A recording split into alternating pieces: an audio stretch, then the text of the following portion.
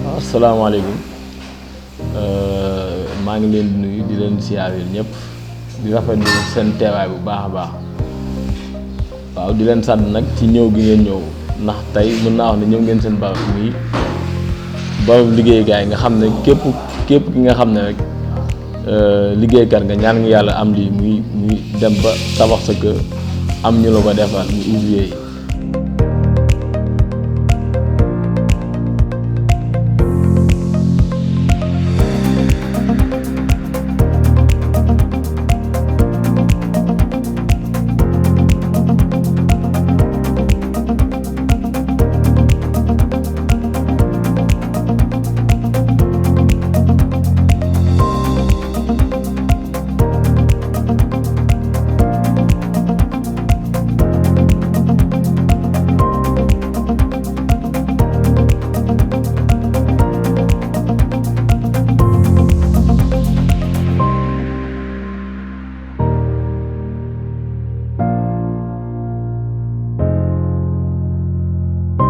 ñun Touba Saloum électrique la ñuy wax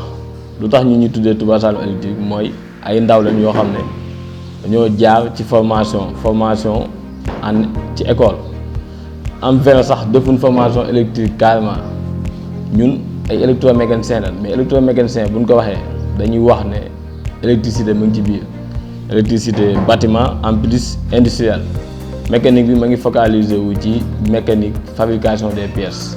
mooy réalisation tout perçage du tout yooyu yëpp acteurs yooyu yëpp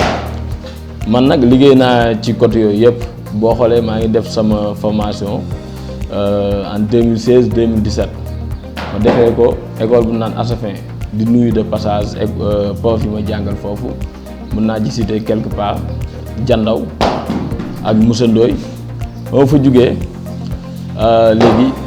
ci année boobu ci laa dem def sama deuxième année en Sénégal Japon dem fa nag ñoom tamit ñu jël ma def ma comme seen bopp en 2018 def ma comme seen bopp di nuyu en passage Padane monsieur Padane ci année boobu def naa lu naan candidat libre en BEP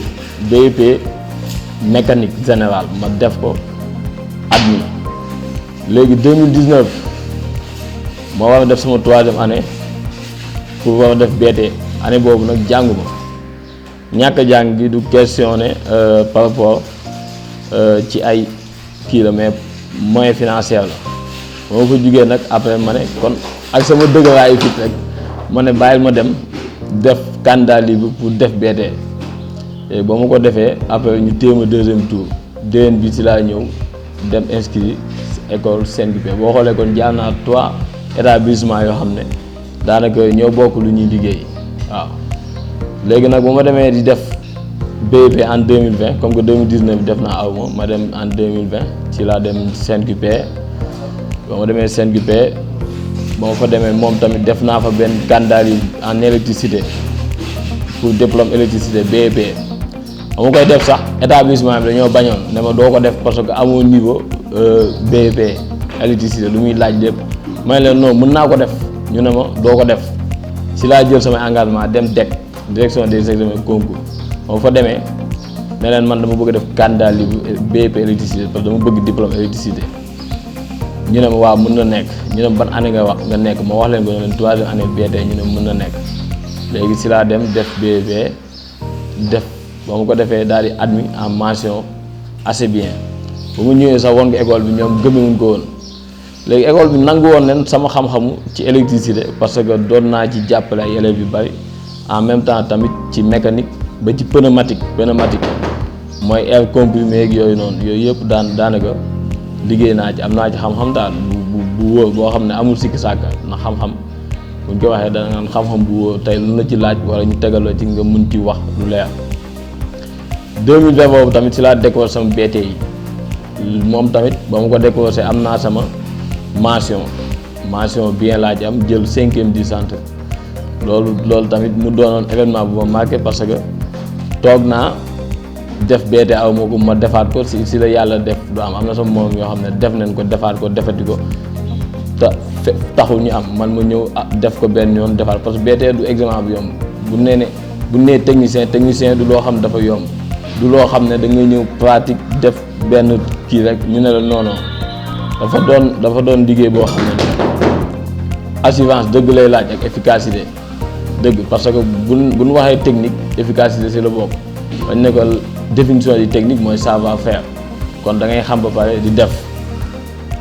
léegi nag mën naa wax ne sama parcours yàgg naa dem chantier nag, parce que ba may def formation ASFIN si laa doon ànd ak sama yenn gars yi di leen nuyu de passage, Saliou Thiam moom daanaka ak Moustapha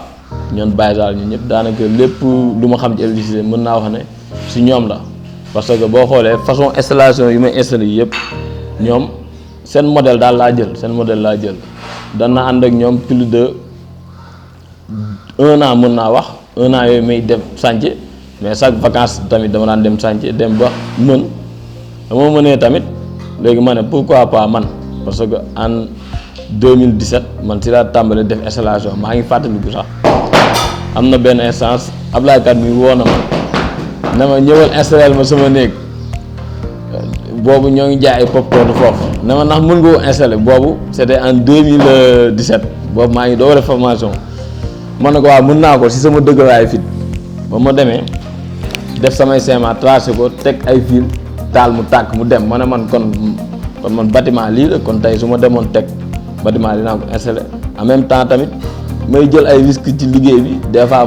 parce que liggéey bi mooy yàq, des fois ma yàq, des fois tamit ma def mu baax. moom lu ma def mu baax rek dama koy jàpp téye ko carrément ba nga xam ne du ma mës a wécc benn yoon. mën naa wax ne su ma defee benn yoon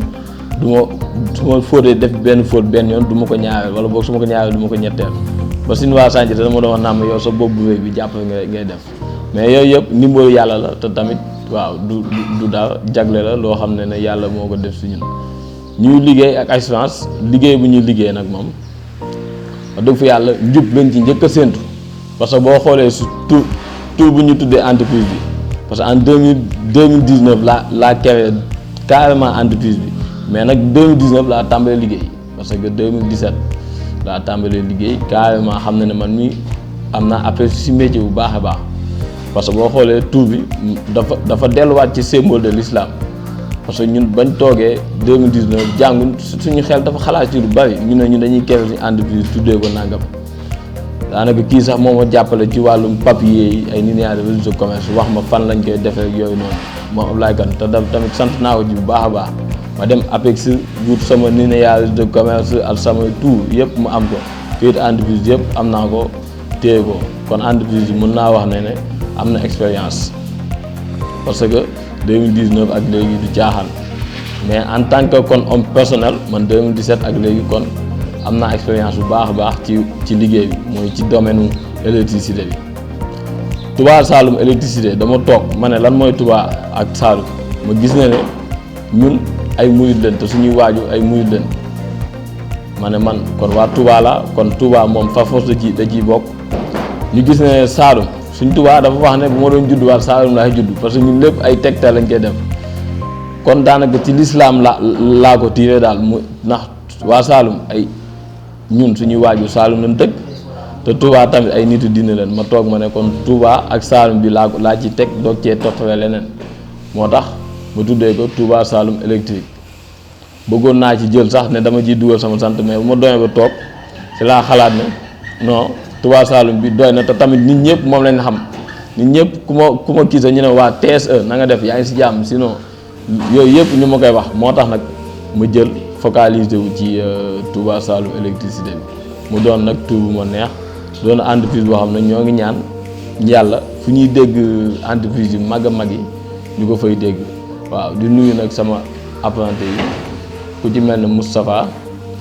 Thiatia ak Maodo ak Assane Ndo, maa ngi koy nuyu. sama apprenti la dafa ñëwul, moom tamit ku may jàppale ci mbir mi la. ak Zeyna yooyu yëpp. Mouhamadan moom mooy sama informaticien. wax dëgg fa yàlla dañuy ànd ci liggéey, mu doon koo xam ne maanaam dañuy waxtaan ci lu bari, di discuter si lu bari. nga xam ne tey su ma demoon bay na ma def dara sax moom da ciy teg tànkam na ma du lii nii la ñuy def. ñun ñaar ñëpp daanaka bu ñu àndoon di liggéey da nga naan ñii est-ce que dañuy liggéey wala ñu xulloo. waaye loolu lépp ci bëgg-bëgg gi la ak am ak bëgg lépp mu jag.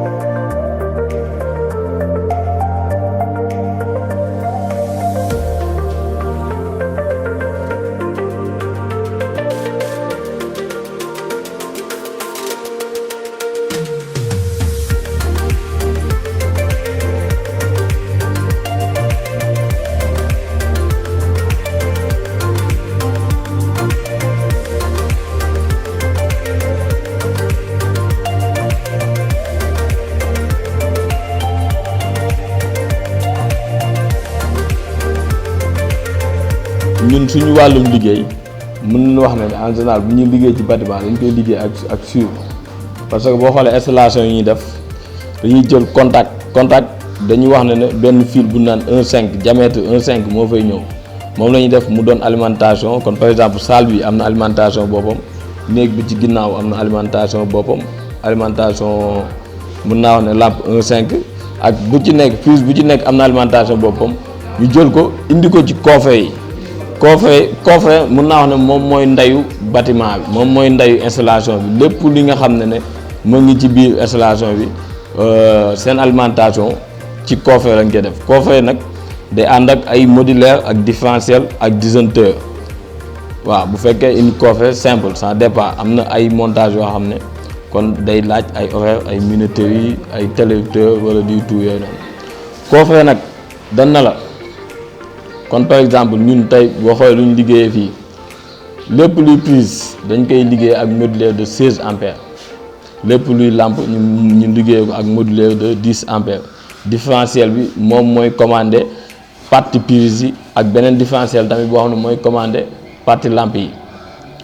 léegi lampe yi nga xam ne moom la ñuy liggéey kon suivant avec les décorations du plafond boo xoolee sax TSE day liggéey ci affaire décoration plafond tey ku soxla plafond boo ñu woowee ñun mën nañ la defal plafond ba tey dañ ciy liggéey waaw am duñ ci ay sous-traitants mais ay entrepreneur lañ ci en même temps liggéey naa ci benn boo xoolee bii tey ñun ñoo joxe design ñoo ko liggéey ak ci suuf mooy sànq fi ngeen doon jël noonu ñu leen ko doon expliquer boo xoolee foofu yëpp ñun ñoo ko liggéey en même temps TSE yamul kase ci kii yamul kase ci électricité dañuy liggéey ci solaire dañuy liggéey en même temps ci électronique ak informatique nañ ciy liggéeyee sànq won naa leen ko mooy dafa am benn valeur ajoutée bu ñu am boo xam ne c'est un contrôle à distance benn appareil boo xam ne ñun ñoo ko suñu xam-xam bopp la ñun ñoo ci kii ba jug ci ba travail mooy lépp luy matériel électricité ak électronique maanaam kon par exemple mën naa citer say lampe ou bien say réfrigérateur ou bien say frigo yëpp mën nga ko manipuler ci sa téléphone avec une application man à distance tey boo demoon ba Amérique wala ba États-Unis foo mën di dem ci àdduna bi mën nga toog fay say lampe kër fay sa disjoncteur fay sa frigo ci à travers de l'appareil boobu noonu mu doon appareil boo xam ne dalay wan say consommation kon par exemple frigo bi dañ lay consommer clim bi lu muy consommer lampe bi lu muy consommer en kilowatt-heure en même temps tamit def nañ ci benn valeur boo xam ne en CFA maanaam dalay wax ne la carrément lii nii nangam lay consommer ci xaalis kon par exemple tey bu doon consommer 200 francs chaque heure danaa na bii day consommer 200 francs chaque heure nga xool yow nan ngay mën a contrôler sa appareil kon sa frigo nan ngay mën a contrôler pour mën a xam carrément ba du la indil yenn jafe-jafe yooyu daal ci courant moo tax loolu dafa doon benn appareil yoo xam ne dafa am solo boo xoolee sax am na ay collaboration yu ñu collaboré kon lu ci mel ne fa ay sec benn entreprise boo xam ne ñun ñoo àndandoo defandoo projet bi waaw moo ak ESTEM mën naa wax sax ESTEM boo xoolee sax on a commencé les montages avec l'école ESTEM bu nekk en face université quoi maanaam kon hôpital Fann nga gis ne kon Touba Saloum électricité yamul carrément ci électricité kese mais day dugg ci domaine électronique ak informatique installation solaire mën naa wax ne sax c'est électricité mais en électricité continue parce que ay à travers les batteries loolu courant continu la y a des électriciens yoo xam ne dañ koy liggéey carrément am na électriciens yoo xam ne nag duñ ko def mais ñun moom dañ koy def dañuy liggéey solaire en même temps tamit dañuy liggéey dans le courant sinusoïdal parce que mën naa wax ne solaire mooy courant continu installation kër yi ngay gis ne xam ne courant Senelec moo koy wàcce yooyu moom mooy courant alternatif yooyu moom mooy génne benn tension de 220 volts des fois sax mu dem ba 230 parce que tension bi nga xam ne moom la Senelec di wàcce fii ci Sénégal la tension est fluctuante maanaam restewul ci benn place des fois nga am 220 des fois 210 des fois 230 carrément kon loolu moom mooy courant alternatif courant continu nag mooy courant sur les batteries waaw courant sur les batteries yooyu ñooy génne ay 12 volts 24 volts yooyu noonu loolu la ñu tuddee carrément courant continu. En même temps tamit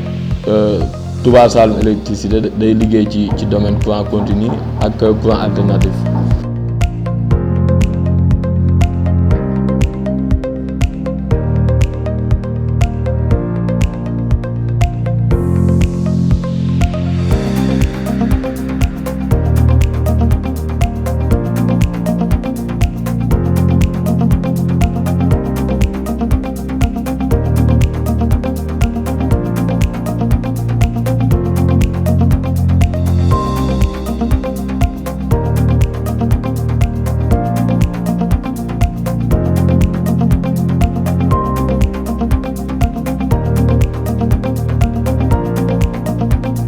liggéey bi nga xam ne moom la ñuy liggéey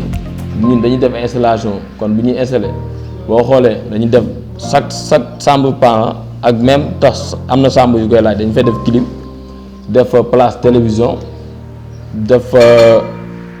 interphone yooyu yëpp dañ koy liggéey nga xam ne interphone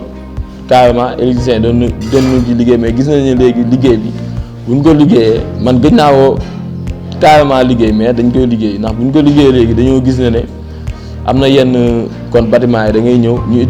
ñu war a utiliser kon wifi mais gars yi duñ ko utiliser dañ koy banaliser teg ko ne le moo tax y a des électriciens yoo xam ne des fois sax duñ ko laal waaw moo tax léegi lu ci ëpp ci installation télévision la ñuy def clim ak prise yeeg courant yooyu noonu kese si la ñuy focaliser léegi nag installation dafa am norme bi mooy kon par exemple booy installé te ne la chauffe-eau day am départ boppam clim day am départ boppam alimentation prise yi day am départ boppam ak lampe yi après leneen soog cee tegu kon lu ci mel ne des fois am na sax ñoo xam ne kon cuisinière yi nga xam ne day jël carrément courant yooyu dañ koy installer ak alimentation boppam bu fekkee nag c'est loo xam ne li nga prévoir woon la parce que instant bi mën nga installer benn kër te fekk ne yoo xam nga kooku yenn matériel lay indi ak yooyu mais dañ koy prévoir teg ko ci rek pour en cas nga def ko ci wàññi pour en cas bu ko soxla nga def ko avec une modulaire de ampérage de 32 ampères parce que moom mënul ñëw carrément ci 25 ampères wala ay 16 ampères moom 32 ampères moo koy mën a attan. clim yu mag yi mooy ay clim yoo xam ne seen sëba day rëy yooyu 25 ampères wala 20 ampères dina ci baax. lépp luy branché wu ci prise yi 16 ampères lañ koy def lampe yi 10 ampères daanaka loolu daal mooy acte su carrément liggéey bi mën naa wax ne carrément bu amoon leneen lu ci dolleeku tamit mooy loolu. waaw système bu ñu doon defal sànq suuf mooy système de prise de terre boo xoolee Sénégal boo doon compter kër yu fi nekk yëpp bu doon 100 mën naa wax ne 30 yi ñoo ko fi def la plupart suñ électriciens yi njëkk yi daan ñu ko def. c'est un système boo xam ne américains yi ñoo fi génne maanaam dévisser contre la masse mooy courant de défaut avec la différentielle mooy tey par exemple prise de terre day jouer kon tey bu nit ñëwoon bëgg a jël benn métal bëgg ko dugal ci prise bi carrément prise de terre bi moom daf koy effacer daf koy dindi carrément bu ko effacer avec le différentiel bi day wàcc moo tax toujours boo koy monter da nga koy monter ak différentiel kon système de sécurité la courant lépp lu ñu ciy defar système de sécurité la boo doon defar ay matériel jinne yooyu yëpp loo foo mën di jaar di nga ci def benn système de protection wala système de sécurité moo tax courant toujours booy liggéey da ngay respecter les mesures de sécurité mesures de protection nga xam ne courant bi mën a jaar fenn moo tax léegi ak installation avec le nouvelle entreprise bi nga xam ne moo ñëw collaborer avec Senelec dañ koy exiger mooy COCIEL. man boo xoolee defal nañ ma du benn du ñaar ay inspection mais inspection bu ñu ñëw defal fekk ma def prise de terre def lépp ñoom dañuy ñëw sur le champ daal di may accordel na ma demal nga fay carrément ñu indi le contrôle kon prise de terre mën naa wax ne lu am njariñ la ci biir bâtiment en même temps sur les entreprises ak marché yi parce que boo xoolee ci marché yi dañuy gis carrément ay lakk-lakk te prise de terre moom day effacer lakk-lakk bu nawee gis benn masse wala benn anomalie boo xam ne naan na ñëw ci carrément ci chantier bi moom daf koy effacer daf koy dindi carrément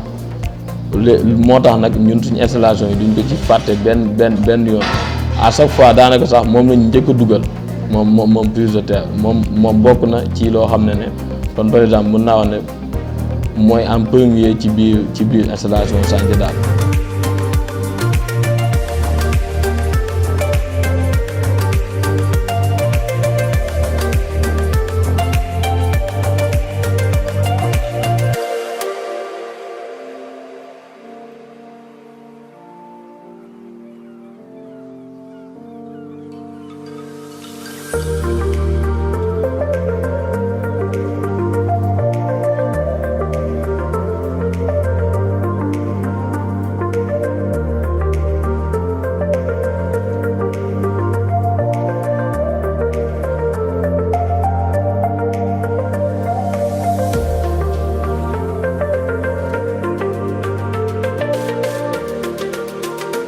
Touba Saloum ma ngi féetee Dakar Parcelles Assainies unité 11 numéro 136 suñu numéro nag képp ku ñu bëgg a jot da ngay contacter ci 77